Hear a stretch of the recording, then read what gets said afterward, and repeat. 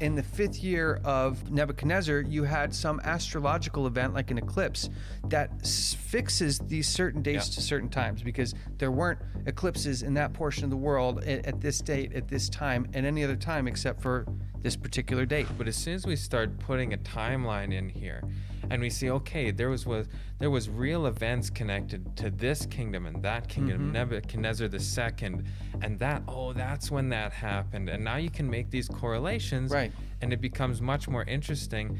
And we need to be good historical students that we are studying history, because that is what really helps us to verify the prophecies and verify our understanding and even validate the Bible as a true prophetic book.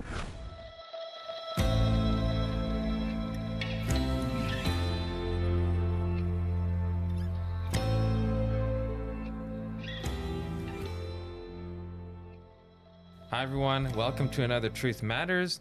I'm Mackenzie Drebbett, here again with Matt Shanshay. Matt, what are we going to be talking about today? Well, we're kind of on this crusade in a way, and it's a long journey because we're tackling two things at the same time. We're tackling Daniel 9 and the 70 weeks, which is kind of this ongoing thing, which by the time we're done, we probably will have anywhere between 5 and 7 episodes covering it, because it's just that important that we get that in depth, because there's so much misunderstanding that's going to affect end time eschatology or end time flow of events for the world, but also how this relates to church and state uniting in America. All the stuff we talked about with Donald Trump in previous episodes and the evangelical power, like all these things are coming together. But the best way, in my opinion, and kind of the way that we go about things, is we want to understand what other people believe, because it's not just about sharing and kind of teaching what we understand the truth to be, but also understanding what others believe and how we can break these things down to determine whether they're true or not. So today, we're going to start the 70-week perspective from the Jewish perspective. And what I mean by the 70 weeks is not the whole thing, but when the decree starts and where those dates take us to based on the Jewish understanding of these things, and see if they kind of handle the weight of scrutiny as we go through and pick apart exactly how they determine and understand this prophecy. Okay, well, before we start, let's have a quick word of prayer. Our Heavenly Father, we thank you again that we can be here sharing your word. We ask that you'd be giving wisdom, and that these would be your words in our mouths and not our own, and that the people could be blessed by this study. In Jesus' name, amen. Amen. Amen. So, the math of the 70 weeks of Daniel 9. So we really want to get into, as we've looked in previous episodes, the first one on this, and we'll try to link these in the description, because we know sometimes people are like, well, where's the first one and where's the second one? We'll try to keep all the links for everything related to this 70 weeks in the description, because the very first one, we had to determine when the book of Daniel was written. And once we established that, we could kind of move to the next portion, which is, what is the prophecy about? What does it entail from these different worldviews? Who are affected by it?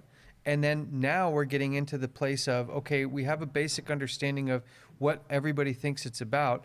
Now let's apply the math to fit what these interpretations are, because we're dealing with a prophetic time period that has a specific beginning and a specific end. And once we know what each view says the beginning and the end is, we can go back and look if that fits the time frame. And so we're going to do that by looking at the Judaism view today.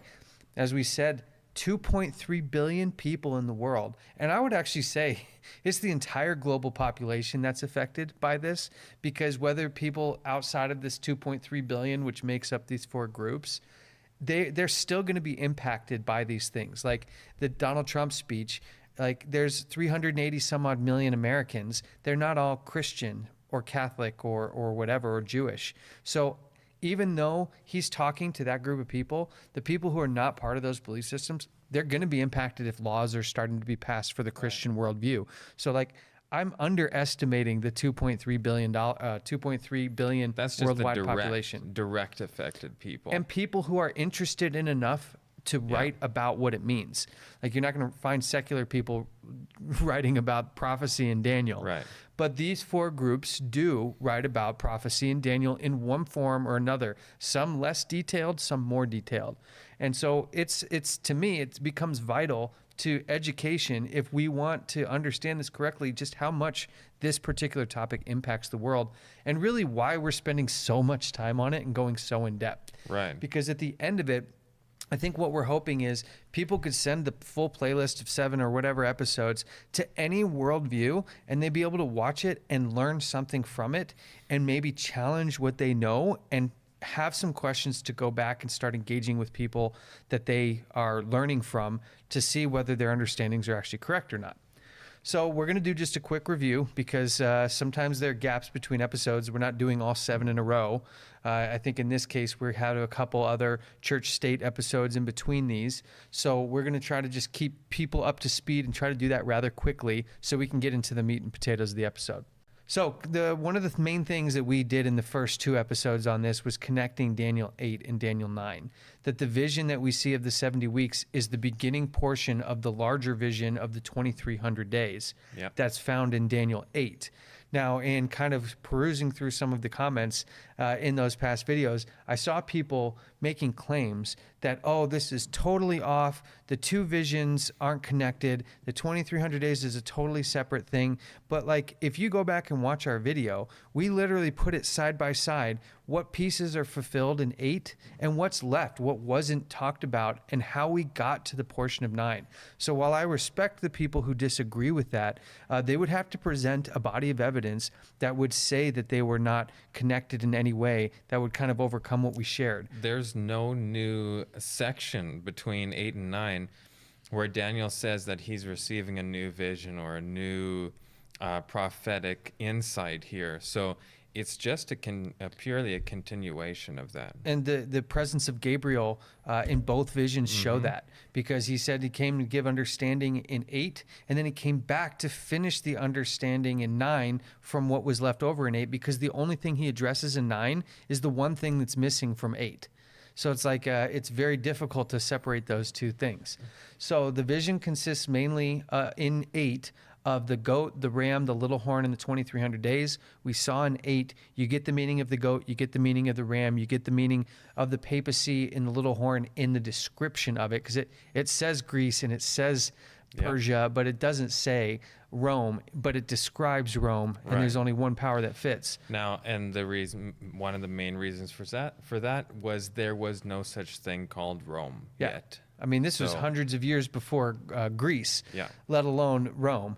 But it did a good job of describing it in a way that there's only one power that could qualify to meet every qualification. All the attributes there's only one entity that it could be, which was Rome. Exactly.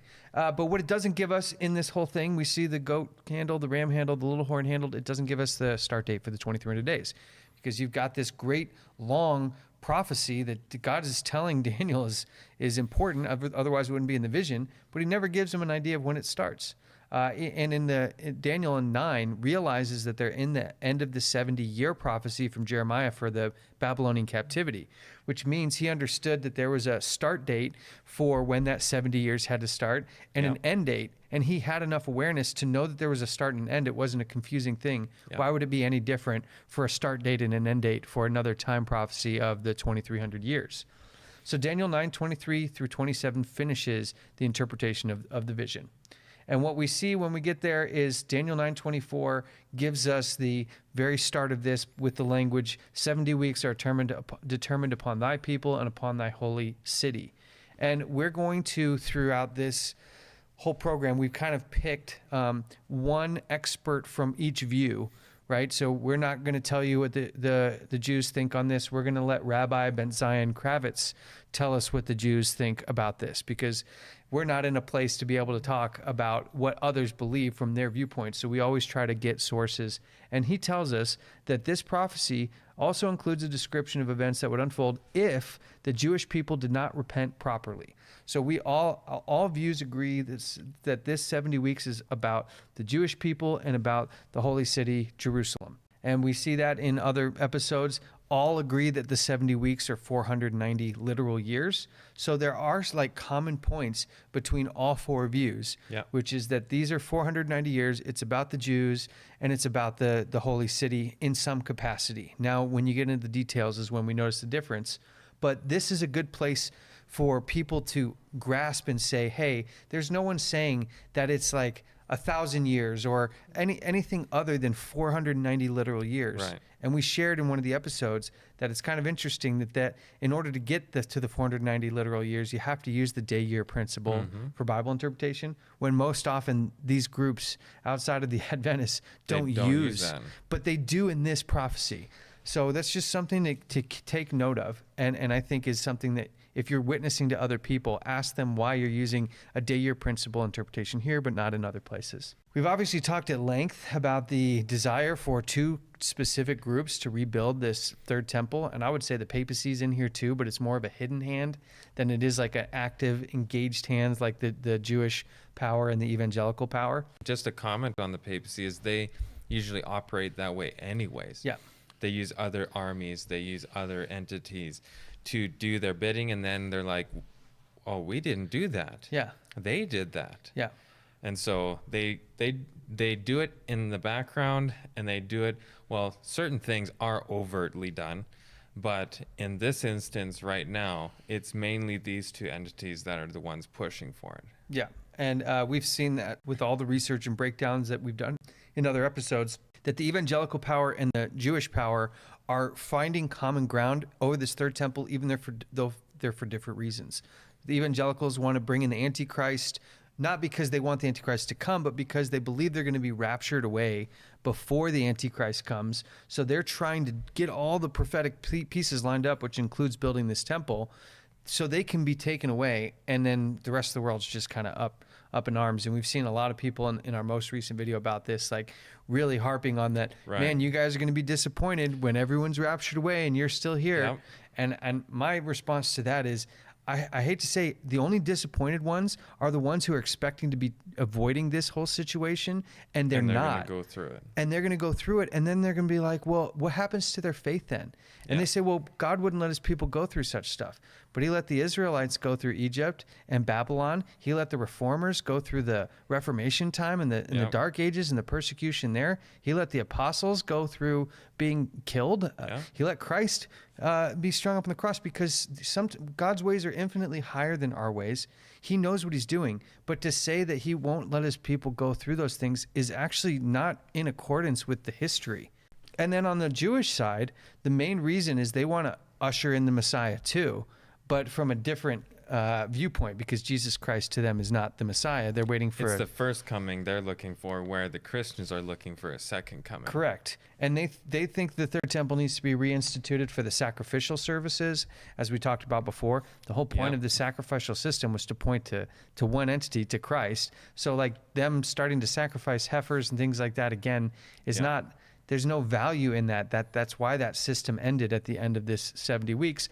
But we see that they're coming together to try to accomplish this goal, for the same end goal, but for two separate kind of reasons. And we have the proof that the GOP's been going over to Israel on secret trips for a long time, that we saw Mike Johnson has spent a lot of time sharing his desire to support Israel in all of this. In the Trump speech, when he says, we're going to support Israel, it got one of the loudest ovations from the evangelical crowd. So like this whole theology is really at the center of it. And it's 100% based on Daniel 9 and the 70 weeks.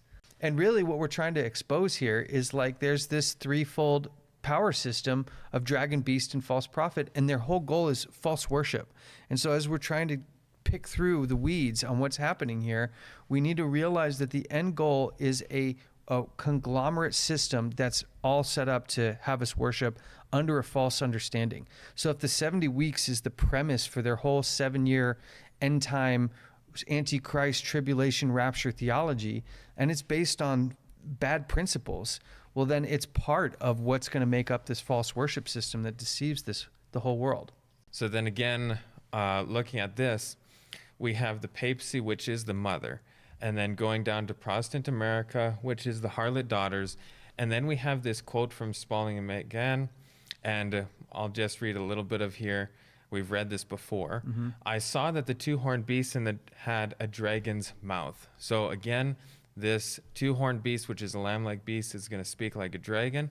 Going down to the highlighted part, that the mother was not the daughters, but separate and distinct from them. The Protestant sects were next to come on the stage and act out the same mind that the mother had when she persecuted the saints. Yeah. So we're going to have this system happening again, and it's not to do with this 70 weeks being pushed forward, but this is where we see this 490 years. There's the similarities, like we mentioned, and where's the differences, and why are they acting out these different roles? Yeah, and so we're tackling the Jewish view, we're going to tackle the mother's view, and we're going to tackle the daughter's views on all of this stuff. And we know there's going to be evangelicals and probably Catholics and maybe some Jewish people watching. And we're just asking to keep an open mind, because if what you are advocating is the truth, it should be able to withstand any level of scrutiny. Yep. And so we're just simply taking a look at that now.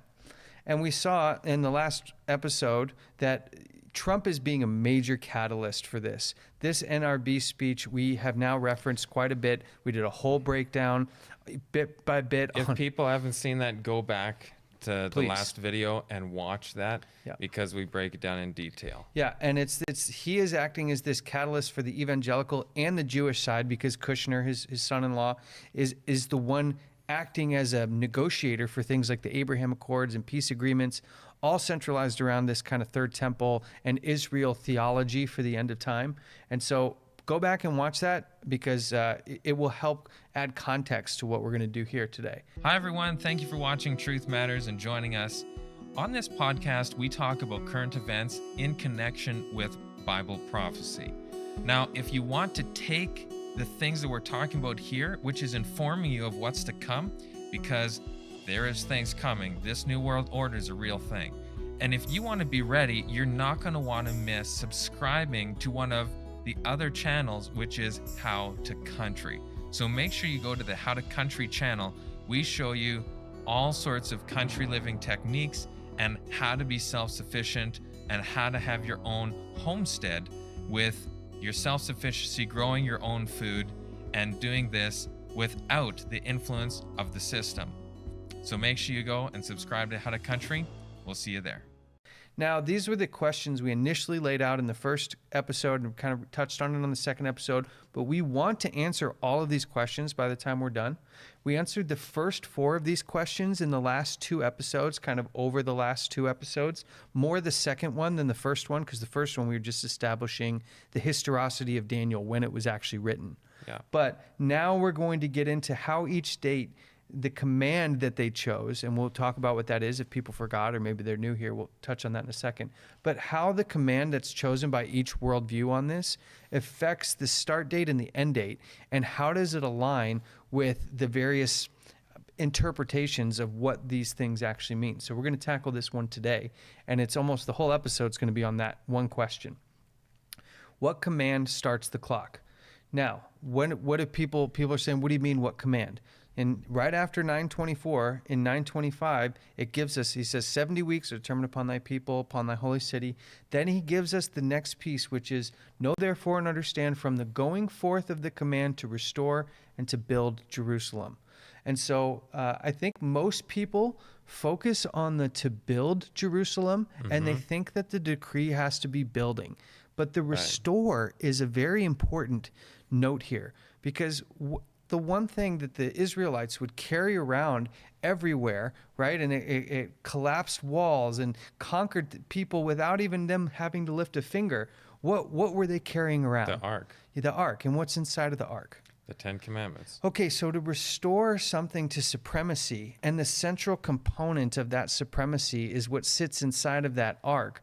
To really have restoration for the city from God's point of view, there has to be something around those that law, that covenant, that was basically what identified the Jewish people as different from the rest of the heathen nations. Right. And this becomes probably one of the most critical points in all the different views, is when do we start this time frame? Yes. And what is the going forth of the commandment to restore and rebuild? And in the last episode on this, not the last episode that just aired, but the last one on this, episode 2, we went through which 4 are the options and kind of loosely went through what everybody chose. Now we're going to get into what the consequences of making those choices are.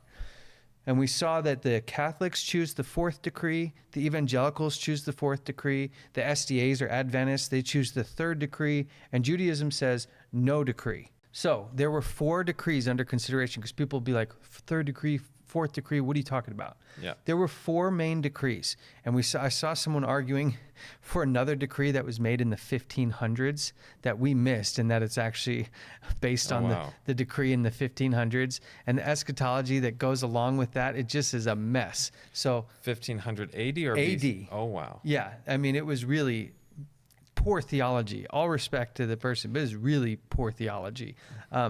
Almost the entire world that interprets this passage will admit that it has to be one of these 4. So, well, it would have to be sometime shortly after Daniel or during Daniel. Yeah. So we have a little bit of a context there. Yeah. We can't shove it 2,000 years later after there has already been another temple built. Yeah, the 70 AD temple, or the one that was destroyed in 70 AD being the second temple. Like, there are people who can always bring outlandish theories in. Somebody could say the decree was in 2000, you know what I mean?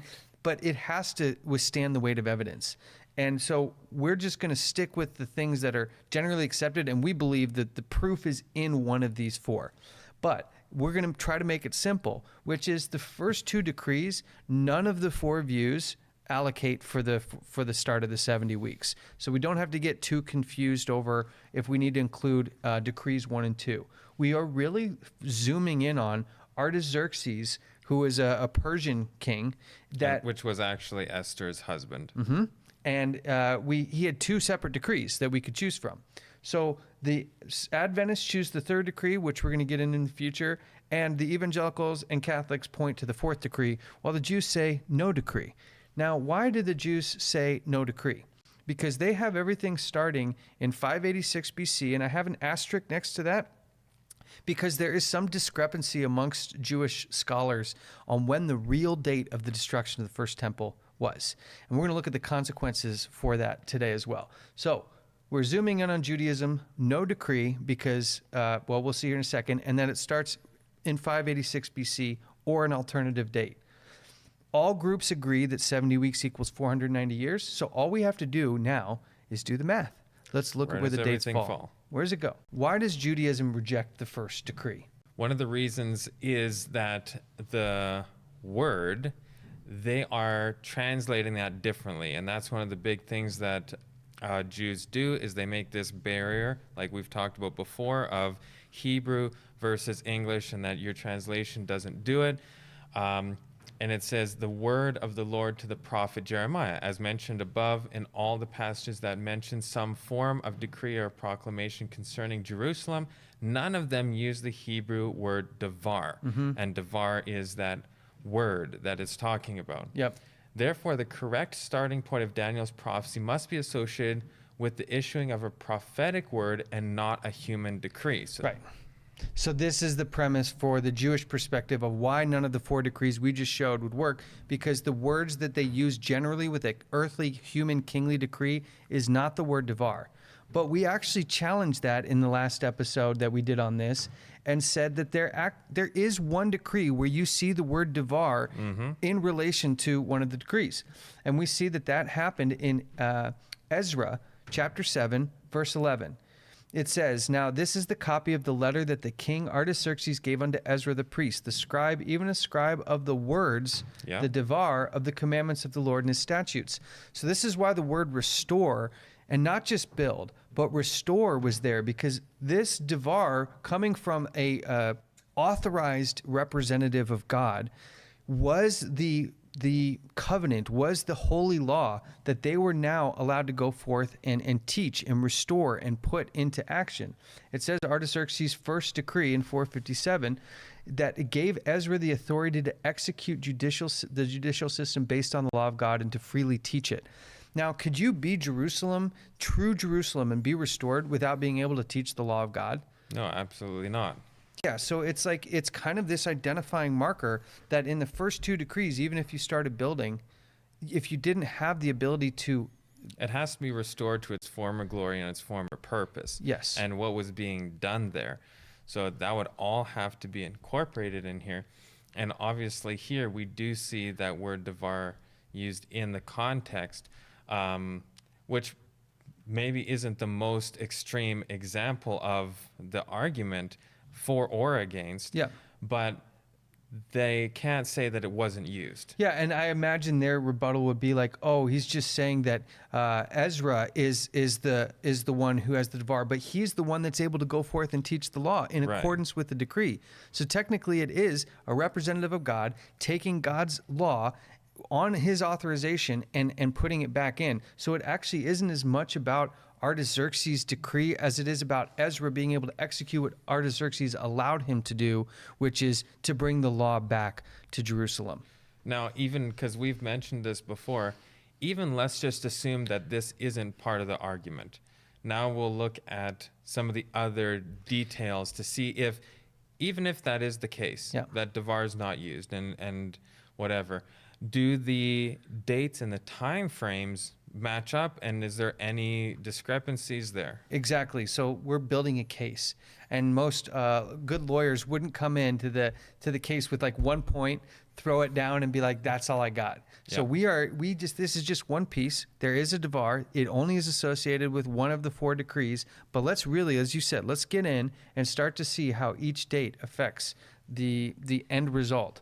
So, what does the 70 weeks refer to? No human decree, but the prophecy must be 490 years to qualify. Yeah. All groups agree it has to be 490 years. And in the Jewish perspective, that is a continuous 490 years.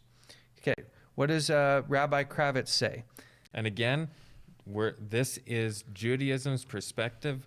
We're not saying that this is our perspective Yeah. or the correct perspective, but this is what they think. So all the dates associated, the time frames, the events is the Judaism or Jewish view. I am really glad you brought that up, because there will inevitably be people being like, "Is this what you guys think?"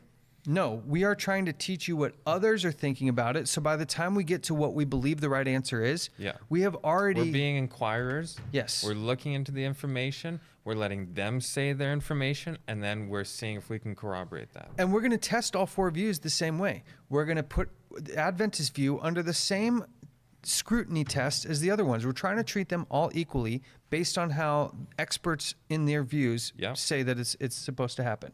All right, so Rabbi Ben Kravitz, the angel Gabriel revealed to Daniel this additional understanding of the 70 years, extending them from 70 years to 70 weeks of years, stretching the time span to 490 years that span from the destruction of the first temple to the destruction of the second temple. Okay, we now have a really nice framework. We have 490 continuous years. The beginning date is the destruction of the first temple. The end date is the destruction of the second. So we should be able to put these things together. It says that the starting date is the destruction of the first temple, but we're talking about a decree to restore and to rebuild. So that feels like the opposite to me. So I just wanted to throw that in there. Yeah, it's interesting. Yeah, because it's like to go forth to restore and rebuild Jerusalem, and they're saying it's about the destruction of Jerusalem twice. Yes. So when does it start? Well, it starts with the first temple's destruction. That's what the rabbi said. Now the question is, when was the first temple destroyed?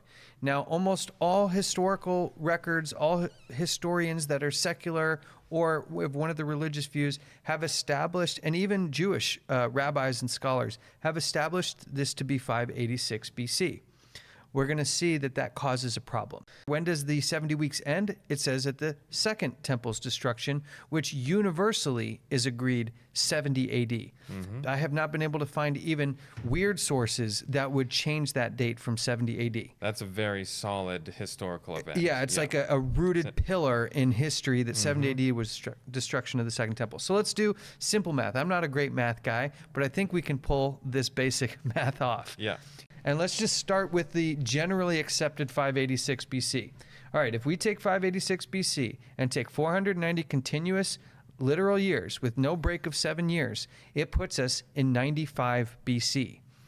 There's a 166-year gap between the 95 BC and the year 70 AD. When they say it should end. Yes. Because just simple math, if you look at 586, the number 586 is bigger than 490. Yeah, you don't even get to AD. So you don't even get to AD. Yeah. The switch of the date line there. Yep. And so we have a big discrepancy. And we can just do the simple math of 586 and the 70 AD. That's 656 years. So there's no realm in which you could twist a 586 date to meet the specifications that the Jews have already set forth in their view. It has to be 490 literal years continuously, and it starts at the first and ends at the second temple destruction. Unless you change history. Unless you change history. So let's see what Rabbi Ben Zion Kravitz, how he solves this problem. And we just see here, does it fit the literal 490 years? No, it doesn't. So this is from Rabbi Ben Kravitz again. Although there appears to be a discrepancy in chronology between the Jewish and secular Gregorian calendars of 166 years, which is exactly what we've seen. Right. So let's pause there for a second. We just doing simple math. Let's say you never saw this. You would arrive at 166 years. He mentions the exact 166-year gap. He acknowledges that. So, and that's important because there may be people looking at that like, well, maybe they determined it a different way, or maybe what would he say about that? Well, what would he say is that there's a 166-year gap there. There's a problem. Hey guys, thank you for watching Truth Matters. We just wanted to jump in the middle of the program and ask if you've been impacted by the material that we put together here on this program, or by any of the programs that we do here at Amazing Discoveries, and it's in your heart to support this message, please take the time to donate. Every dollar matters. Every view matters. People have not heard this message yet, and the only way we can share it is with your support. So thank you for watching, and thank you for helping us reach other souls for Christ's kingdom. With the secular dates earlier, it is clear that Jewish record keeping is more reliable and consistent concerning these events. Okay. Babylonian calendars changed arbitrarily with every new Babylonian king, and limited archaeological discoveries often reflect their arbitrary chronology. According to secular chronology, 586 BCE is the year incorrectly associated with the destruction of the first temple. So regardless of all the different historians and Babylonian chronology and everything else, he's basically saying that 586 is arbitrary and wrong just because they were poor at using the calendar. He's saying flat out 586 is the incorrect date associated with the destruction of the first temple. And actually, we're getting a ton of information from this one quote, because he's saying the Jewish records are more correct, that Babylonians changed calendars arbitrarily, and that their 586 is incorrectly associated. Now, as we determine whether a statement is true or not, we have to acknowledge that anybody could write any article saying anything is not true. Yeah. It's not a matter of whether someone says it. It's a matter of whether what they say can be tested and weighed and judged, whether or not it's true against the larger weight of evidence. So now we have some things to weigh. The first one we're going to look at is if it's not 586 BC, when does the Jewish community say that the first temple was destroyed?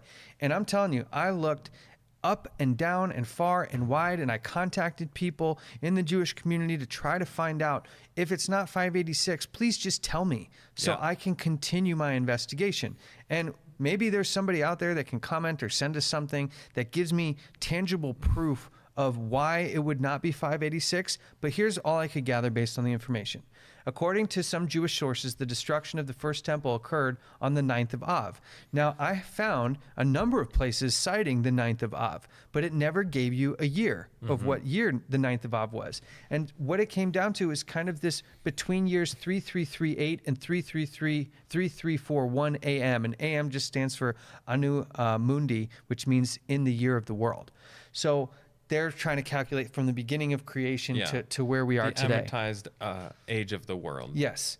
And so when we look at what is 3338 and 3341 in like normal, like secular Gregorian or Julian year counting, you find that it corresponds somewhere between 423 and 420 BC. So at least this gives us like a tangible window. Yeah.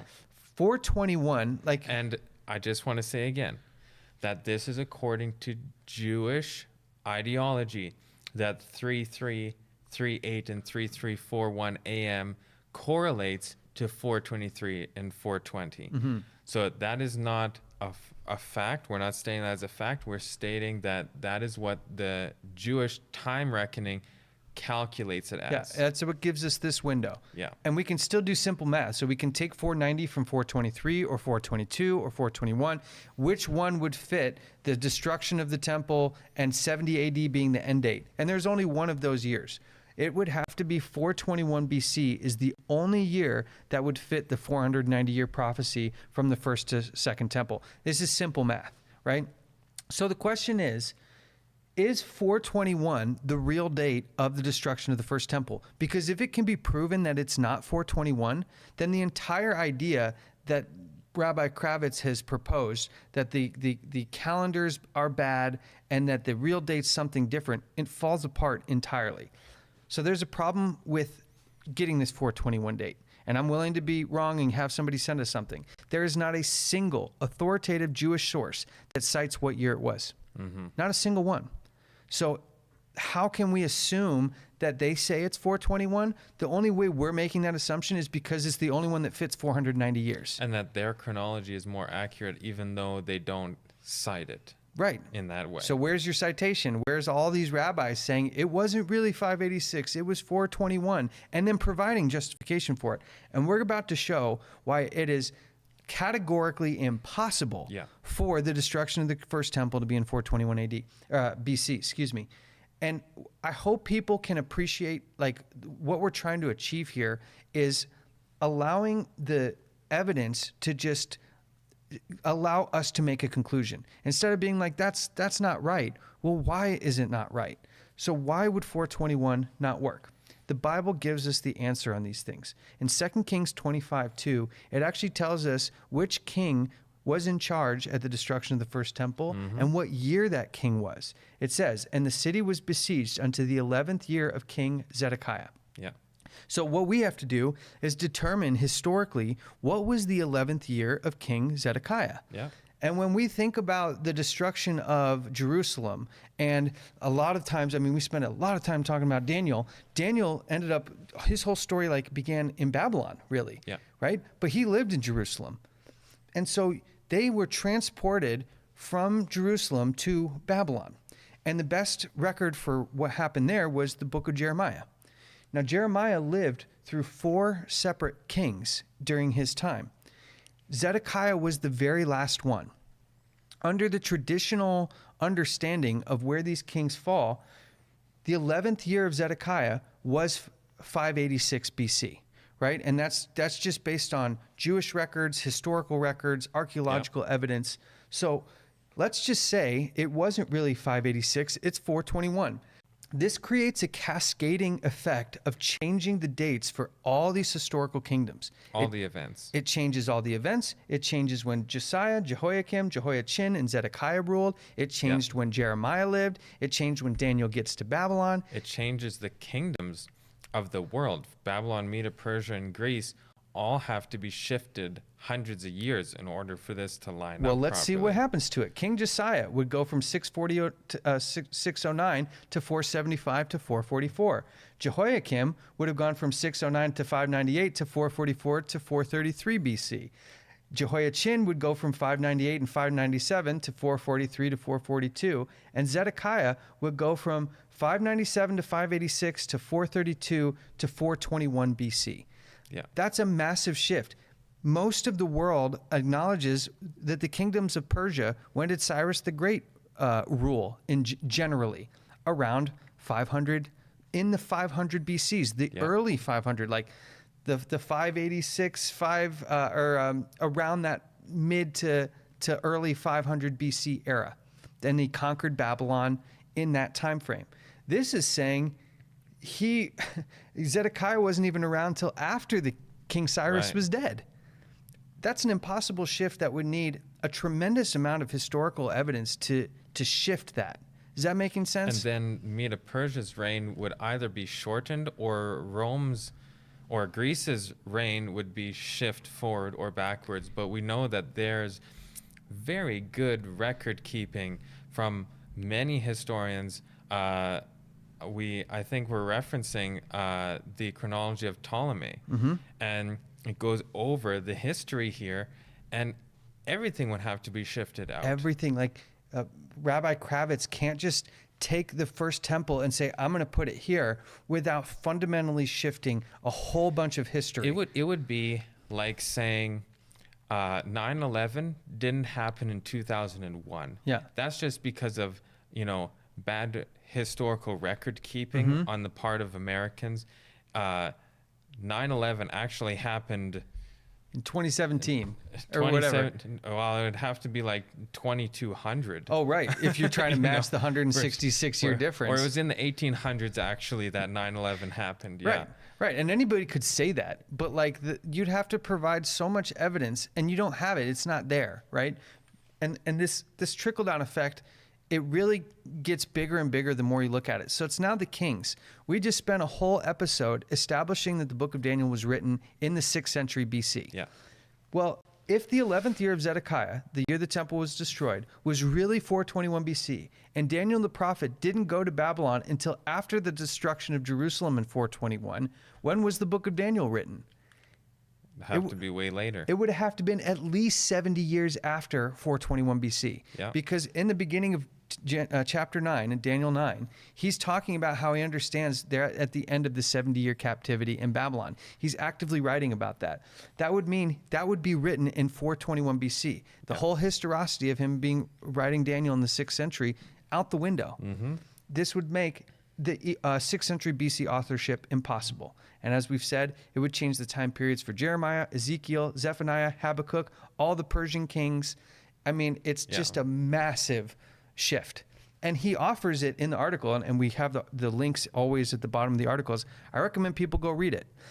He offers no explanation. He doesn't give you the date that it actually is. He said it's wrong, and Jewish calendars are better, but never gives you a date, never gives you any proof of where you can find that the date's changed, and never acknowledges that you have this cascading waterfall of historical problems when you move that date. So let's continue to determine what the Bible gives us to establish the chronology and where we are. Jeremiah 52:12 and 13. Now on the 10th day of the 5th month, which was the 19th year of King Nebuchadnezzar, king of Babylon, Nebuzaradan, the captain of the bodyguard, who was in the service of the king of Babylon, came to Jerusalem. He burned the house of the Lord, the king's house, and all the houses of Jerusalem, even every large house he burned with fire. Okay, so the Bible's giving us information here that's extremely valuable. We need to understand what the 19th year of King Nebuchadnezzar was. Because if we have the first piece that we've just looked at, and we can say, okay, what's the 11th year of Zedekiah? Now, does that match with the 19th year of King Nebuchadnezzar? This is why the Bible provides so much wonderful detail that I'd say 90% of Christians just gloss over. And most people think, why does it say this person begat them and then was ruling for this many years, and then this happened, then this many years, and then that happened? It's when I was first looking at it, I thought it was the most boring. Like, why is it even there? It doesn't really mean anything. Yeah. But it matters a lot. Huge. It's tackling for problems like God knew that people thousands of years after these things were written were going to be using this book, and knew that details like this, as we're going to continue to see, it builds in the Catholic view and the evangelical view. It's the same premise. If you don't have these details, it's hard. You'll get lost in the fact that history is so long ago, and maybe it was this date and it could have been that date. But if we can establish when these reigns of these kings were, and I agree with him in part, there is great Jewish record keeping, and I don't think there's a Jewish record anywhere that would have all those 4 kings that Jeremiah lived in all the way in 400 BC and not 600 BC. So he's kind of self-defeating in that. But let's see if we can find out when the 19th year of Nebuchadnezzar's reign is. Now, in order to establish this, as you just touched on, we have this thing called the Canon of Ptolemy. Now, I didn't know a ton about this up until, a couple of years ago when I'm, diving into these things and wanting to learn and explore more. But the Canon of Ptolemy is one of the most accurate, highly respected historical records of ancient kings and kingdoms.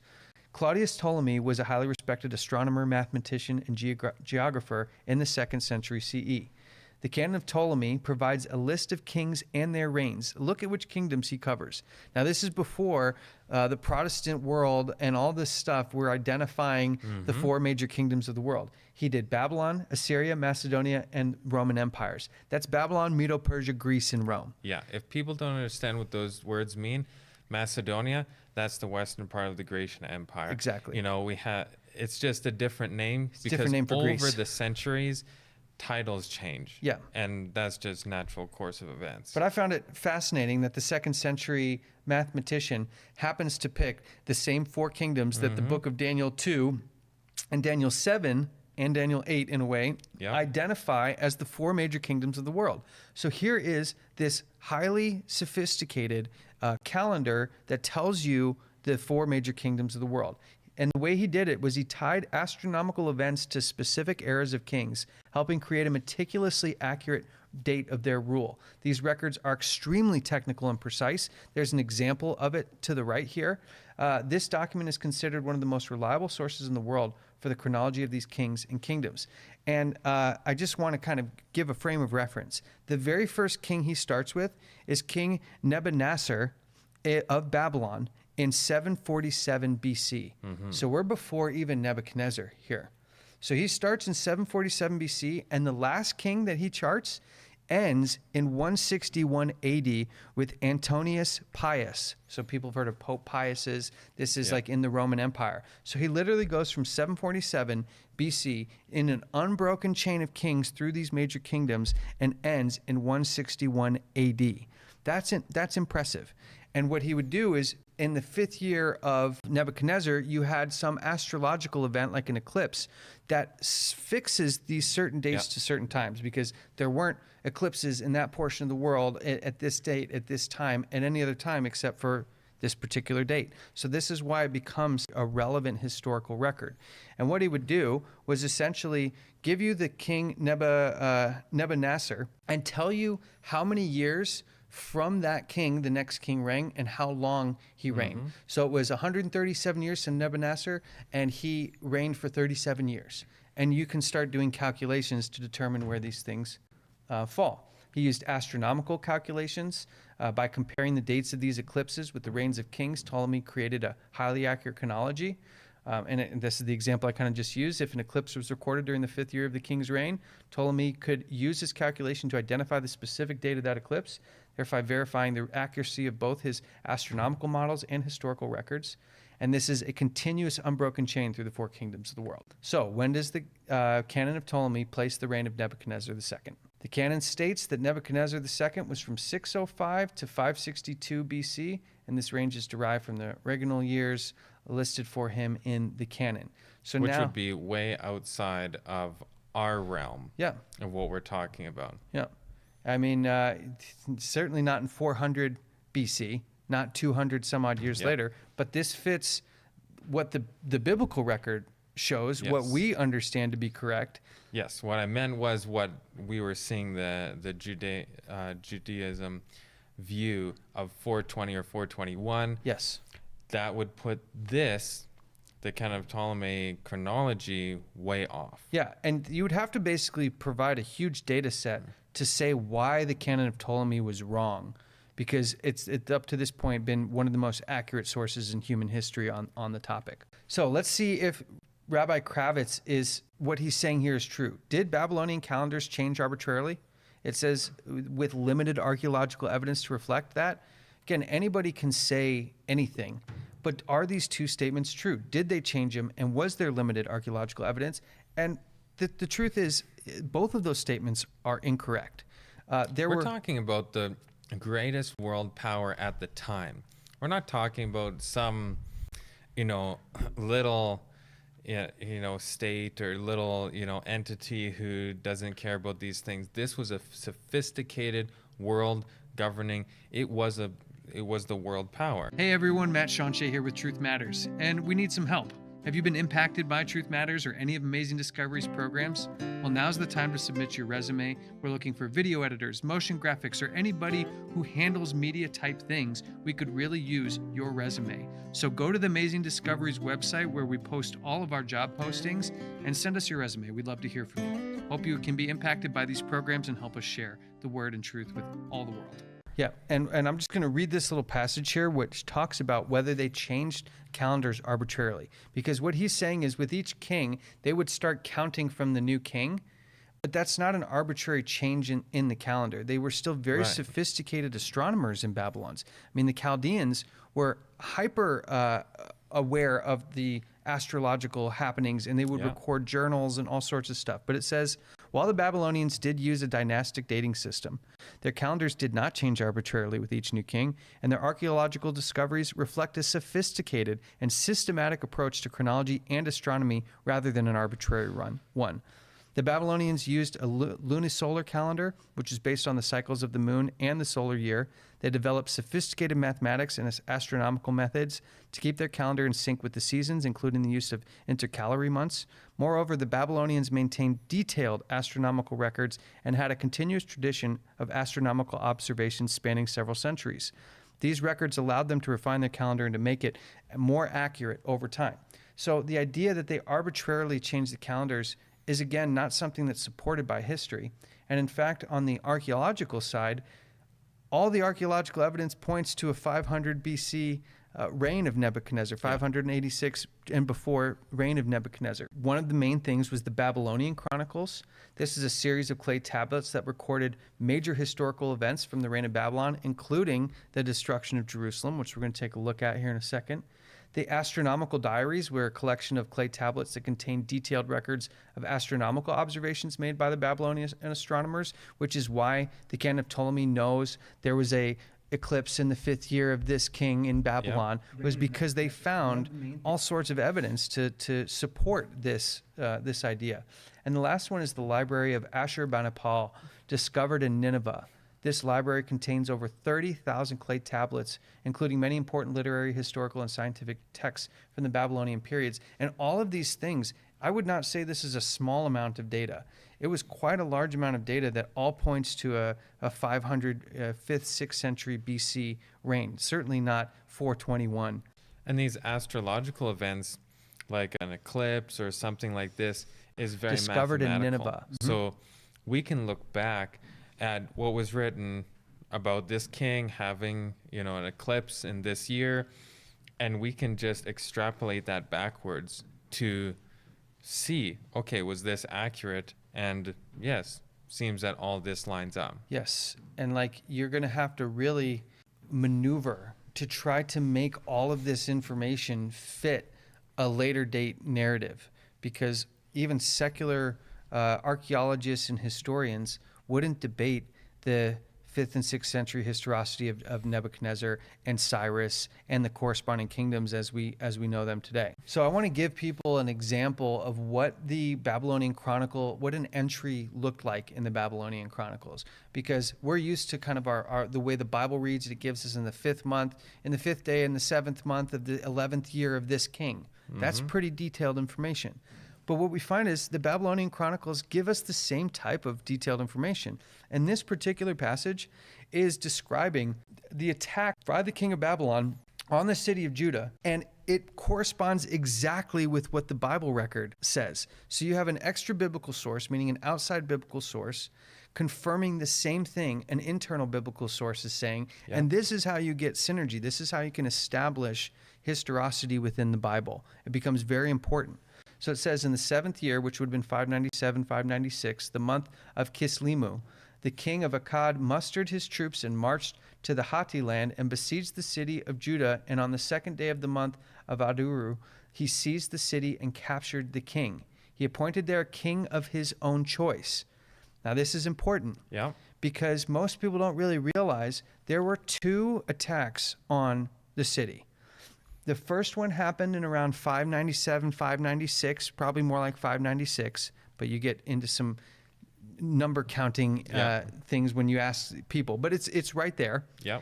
And then the second one, and that's about the time when Daniel, right? So there were 2 groups of people that got taken out of Babylon. Daniel was in, and his friends were in that first group here in 596.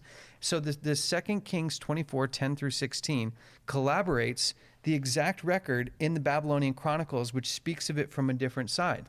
And that he would then appoint a king Yes. to be ruling there, which is a very strange thing.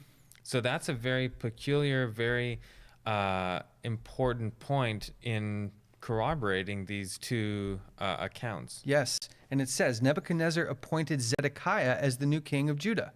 The event did not involve the destruction of the temple. So here we see that Jehoiakim gets taken out. Yep. And instead of Nebuchadnezzar just placing one of his Babylonian guys there, he thinks it's a better idea to get himself a Jewish stooge that will be his representative. And this is where Zedekiah comes in. And as we saw, the 2 Kings reference in the 11th year of Zedekiah. Yep. So that Babylonian chronicle was exactly right. They got rid of the first king, which would have been Jehoiachin, Yep. set up Zedekiah, and then like 10 years later, Zedekiah wasn't holding up his end of the bargain. Yep. And here comes Nebuchadnezzar back 10 years later. He besieges the city again in 588. And after a prolonged siege that lasted about 18 months, Jerusalem was finally captured in 586 BC. At that point, the temple was destroyed. Yes. Now imagine putting that in 421. Like it doesn't make any sense that you could have all of this historicity move so far into the future. It breaks the flow of time and events. You'd have to nix off dozens of kings. Exactly. And place them in weird times and weird places that just don't make any sense. So Zedekiah's 11th year corresponds perfectly with 586 BC. The 19th year of Nebuchadnezzar and the canon of Ptolemy establishes this. The 2 accounts from the Babylonian Chronicles and the 2 attacks against Jerusalem establish all of this. When Daniel went to Babylon in 596, we can establish that historically, and that fits the timing perfectly. So it really is putting a lot of pressure on Rabbi Kravitz's excuse that the 166-year gap that we come up with can be simply fixed by just putting the first temple destruction further into the future. And I will say that when I researched, I found more Jewish sources confirming a 586 BC destruction, because they're doing so, right? They're not thinking about the 70 weeks a lot of times, because there aren't a ton of Jewish sources handling the 70 weeks. In fact, I give Rabbi Kravitz credit for at least trying to tackle and explain each piece of this prophecy, because most aren't even touching it. So what they'll do, because they're not worried about the consequence of the 70 weeks, they're able to take the historicity and say, yes, here's an exact example. This is from the Bible Unearthed Archaeology's New Vision of Ancient Israel and the Origins of its sacred texts. This is Israel Finkelstein and Neil Asher Sibelman.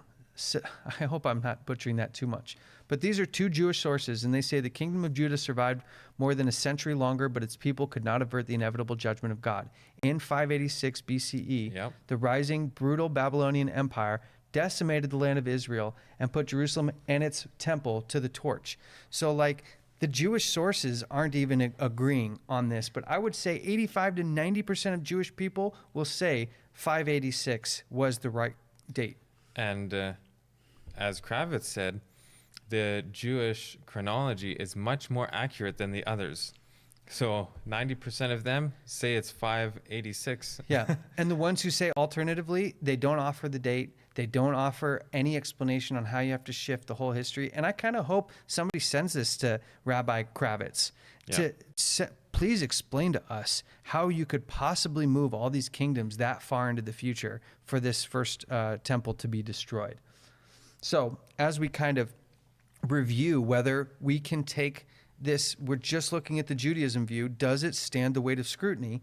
Well, the historically accurate date for the first temple's destruction is in 586 BC, as I think we've proven unequivocally. Even according to the other Jewish historians. Correct, who are not really thinking about the 166-year gap there. But they can't deny the historicity. And I think the only reason Kravitz did it... Or should I say Jewish rabbis, not historians? Well, yes, but I'd say both. Historians, rabbis, scholars, they all agree, for the most part, 586. So establishing the 586 makes the application of the 490 years in relation to the time between the first and second temple impossible. Right. That's what we saw at the beginning. 166 years out, just like Kravitz said. Exactly. And the fact that he acknowledges that the gap's there shows that we're not missing something in the process. Yeah. The alternative dates, such as 421 BC, lack any direct evidence and face substantial challenges when the reigns of the various kings from Babylon, Medo-Persia, and Israel are considered. It's just, as we looked at it, just shifts everything and possibly shifts everything. And then this is something that we're going to see as a theme in all of them. He never makes the connection of the 2300-day prophecy to Daniel 8. Right. If you're not making that connection, your fundamental understanding of the prophecy can't be complete. And it's not a judgment. It's just a statement of fact. Like if you're not connecting it, you couldn't be sharing the wholeness of the message from that prophecy no matter what you did. But this is a big problem with not just this view, but most views in Christendom even, where we take a portion of something and we don't follow it through to its ultimate completion. And whether that's left behind theory or any of these others, because just like, if I can diverge for just a second, with left behind, it says there's going to be these two people, one taken and one left. And it's like, wow, we're going to be taken to heaven, so we want to be taken, right? Well, if we just read to the end of the passage, it explains it. It says, those that are taken where the eagles are gathered. So this is taken in judgment. This isn't taken to heaven where the eagles are eating dead bodies in heaven. So obviously, this is not the context there, and all you have to do is read to the end of the section. And same here.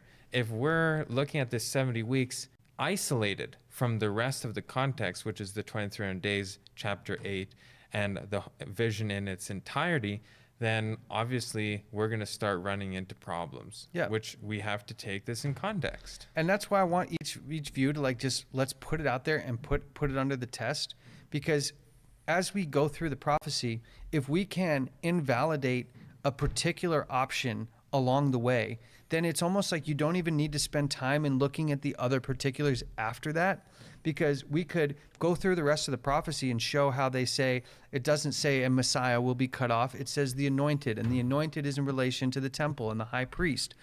Yeah. And instead of going and digging through all those weeds, the simple math application of what it means, either it's not about the first and second temple, and somebody's going to have to bring a new perspective from the Jewish view on what the 70 weeks is about, or it is, and it's been invalidated because the simple math doesn't work, and the explanation to move it in the future doesn't work. So now, from my point of view, there's no reason to continue looking at the Jewish view on this matter unless somebody comes and tells us that it's not about the destruction of the first and second temple, and there's some kind of weight of evidence behind that other than just lip service, which is kind of what we got from Rabbi Kravitz on this different alternative date for 421. So I'm going to say that based on this information, the final verdict on this view is it's incorrect, and that they acknowledge that there's the 166-year gap. So in their own admission that... And there's no good body of evidence chronologically, historically, evidentially that is going to prove or be able to prove that date. Exactly. And we're all open to seeing it, but you're going to have to make sure that the canon of Ptolemy is proven to be incorrect, that all the historical records of the Persian kingdoms are incorrect. The Bible chronology itself would have to be changed proven wrong. Completely. The dates for Daniel, like there's just so many consequences that I think it's safe from here on out to move on to the other views, because people will be like, oh, we didn't go through what they said the transgression is and making an end of sin. But it's irrelevant. It becomes irrelevant. When your platform's wrong, if you are building a house and your foundation is all skewed, there's no sense in looking building at your bathroom when your house is like this. Like, don't worry about your bathroom. Move on to a place that's got a good foundation. Yeah. And so this is what our goal is here. There will be people who will be like, oh, but there's all these other pieces they didn't address. There's no point in addressing them if the very basis of it, by their own admission, doesn't add up. When we get to a solid building block, then we can go to the next stage piece, and we can see, okay, does that line work? And Yes. then the next level, oh, does that one? Okay, no, we have a problem here. Do we have to look? Exactly. Yeah. And so when we're looking at the four views and we see no decree and 586 BC, I think at this stage, unless somebody sends us an amazing amount of information that like offsets this, anybody who talks or witnesses to the Jewish people about this should walk them through the consequence of the dates that we've covered here today. And then even just the fact that the decree is about rebuilding, it's not, I'm going to give you a start date and an end date of when the first destruction is and the second destruction is. Yep. It's kind of the reverse exactly of what the prophecy was intended to be. To be a restoration and a rebuild, not a destruction. So I hope that makes sense for people. We're going to fill in the rest of these as we go through. But as of now, what ends the 70 weeks would be the destruction of the Second Temple in 70 AD. And we see that doesn't fit the 490 years under the classic understanding of 586. Now, next, we're going to go into the Catholic view on this. Then we're going to go into evangelical, and we're going to end in Adventism. And we're going to put each under the same weight of scrutiny.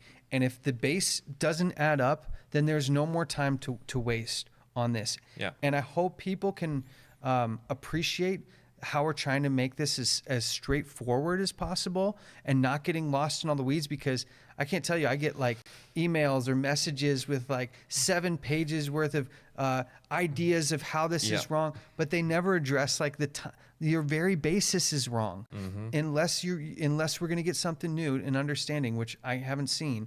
The very basis is wrong, so why even bother with the rest of the details? Yeah. And I'm interested to see what our brothers and sisters have to say about that.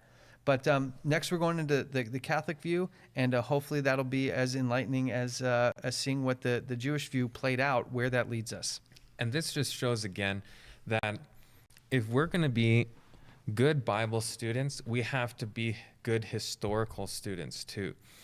You know, I wasn't always super interested in history, but as soon as you start looking at the Bible and comparing these things and seeing, you know, when you hear some of these names and they're weird for us now, we see like, even in the Bible, Jehoiakim, Jehoiachin, and these names, it doesn't, you know, click for us. But as soon as we start putting a timeline in here, and we see, okay, there was real events connected to this kingdom and that kingdom, Nebuchadnezzar II, and that's when that happened. And now you can make these correlations, right? And it becomes much more interesting. And we need to be good historical students, that we are studying history, because that is what really helps us to verify the prophecies and verify our understanding and even validate the Bible as a true prophetic book. Exactly. And one of the, it says the spirit of the testimony of Jesus is the spirit of prophecy. It's this beautiful gift. And people will be like, well, why are you going this in depth in the weeds on this? Because it's affecting so many people. Because there's a whole political movement to instill ideologies based on a wrong understanding of a prophecy. Yeah. This is why it becomes, even on the Jewish side, the evangelical and the Jewish side, it's absolutely critical. And hopefully this gives tools for people to constructively and like in a brotherly Christ-like fashion be able to share this information, because we're certainly not attacking them. We're simply saying, why doesn't this add up? Right. Could you tell me why there's a gap here? Oh, sure, the dates changed. Well, could you prove to me why the dates changed? Because here's this, and this that establishes that date. So this is what I think, let's reason together. It should be. And our job here on Truth Matters is to give people the tools to look into it themselves. Go look at the canon of Ptolemy. Go look and see if you can establish these other dates. Go look at what all the Jewish perspectives you can find to see if what we're saying is wrong or incorrect or we misunderstood. Because even if we were, we want the catalyst to be people to be interested enough to be like, hey, is that really how it is? And look into these things. That's right. That's right. And if we do, and it helps us come closer to our Savior, and it helps us not be deceived for the stuff that's coming at the end of time, well then, by God's grace, we've done our job here to help engage people in something that we think is critically important to understand for the end of time. And it's really important that everybody does this with a humbleness, nothing to prove, but just everything to learn. Yeah. And I hope that all the viewers who watch this were able to definitely learn something today. And if you haven't seen our last video where we were talking about Trump and the NRB, go to the last podcast. And if you want to see the next one, which is about the Catholic view on the 70 weeks, also go to adtv.watch, because that episode will come out before it comes out on YouTube. Thank you for watching, and we'll see you in the next Truth Matters.